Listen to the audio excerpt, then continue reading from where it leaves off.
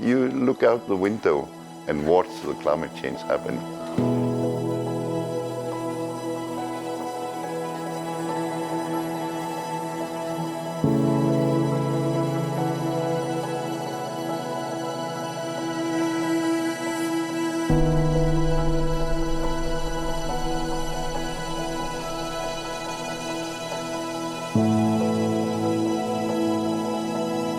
I think Ilulissat is one of the most dramatic places in Greenland to see climate change because it has one of the largest glaciers in Ilulissat Ice Fjord, and it has some of the biggest changes.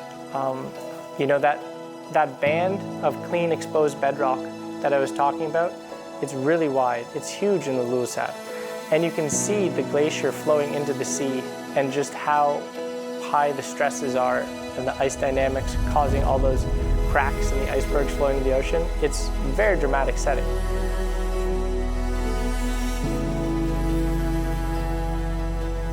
So when you stand on the fjord wall and you watch those icebergs slowly going into the ocean, you're watching about 1% of the global sea level rise contribution leaving Greenland and going into the ocean.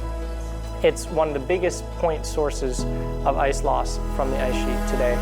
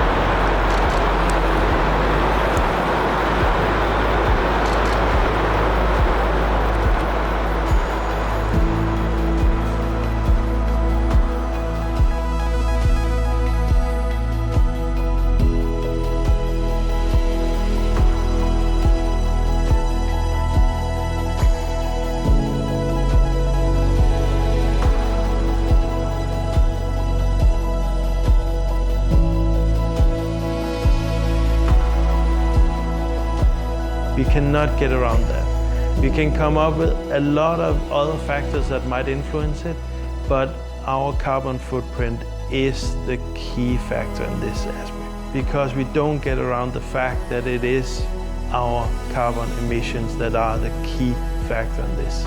How I feel about this is the clock has started, and the clock now is going much faster. We're constantly speeding it up. So what we're asking our kids to do is we want them to stop the clock. We have to stop it now, because by the time it gets to them, the clock will be way too fast. They won't have the time left to make a difference. We have the time now to make a difference. They won't. So I hope we actually do something so our future generations can walk on this beautiful glacier again. Those of us who study climate change, we think we have a pretty good idea of how it's happening and how it's happening faster than politicians are reacting. But an event like that comes and it's happening even faster than I think it should be happening, which makes me a little cautious about where we're going in the future. It's happening faster than we forecast at the moment.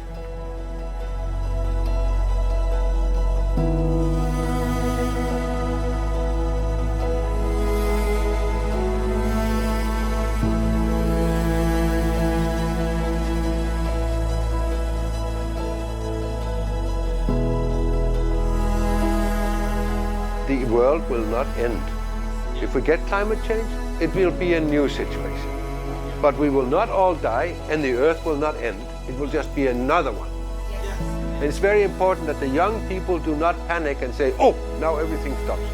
No, we have to take the challenge to think, to adapt, and to cut back on emissions in a sensible way. But take it easy. Don't panic.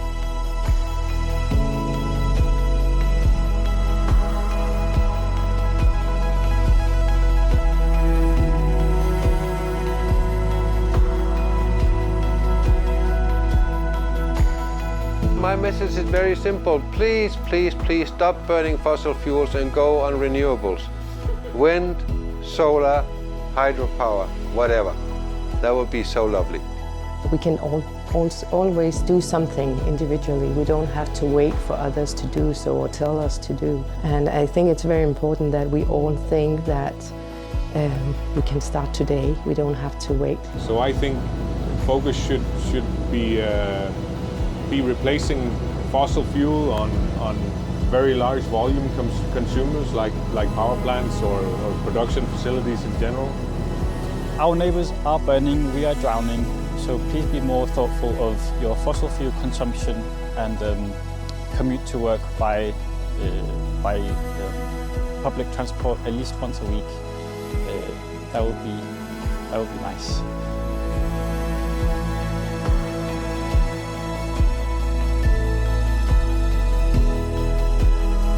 I would love to say that we would love to see more education about the climate changes and more connection between the different countries, generally in all of the countries, about the climate change that is happening now.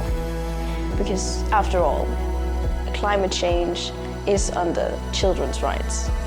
Every child has the right to live in good conditions. I have and quite big workshops where I have had all from local hunters to you know, and also representatives from the scientific community, and then all the relevant stakeholders, both national and international stakeholders, in relation to these issues, simply to discuss what are the important issues and how can we solve them together.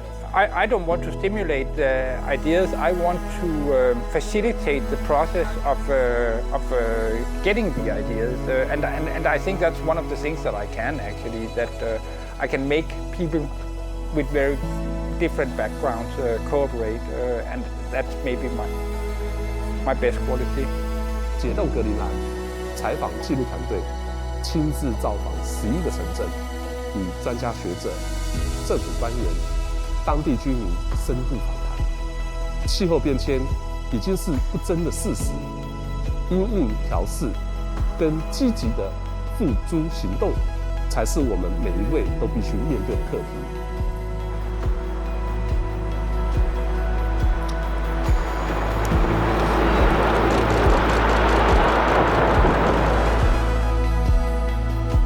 然而，格陵兰的冰融也带来了丰沛的水利资源，使得这里的再生能源使用率超过了60%。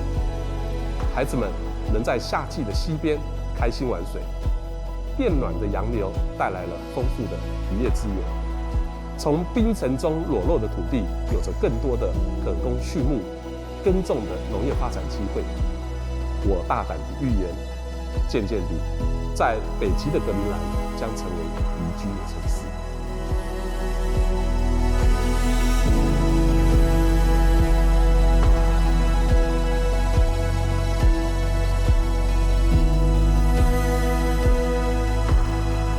The best advice I feel I can give to this documentary is to support civil society to become more active in promoting solutions to climate change.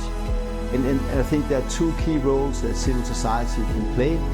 One is as voters, and put pressure on politicians and governments to be more aware of the impacts of climate change, and that we need to find solutions very soon to climate change.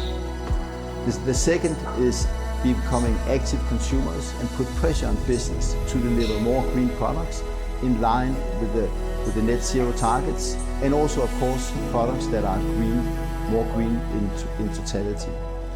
And I think that the more you can link what you're doing on spot, on site, different places in the world, to the global movements for civil society, the more impact the documentary will have.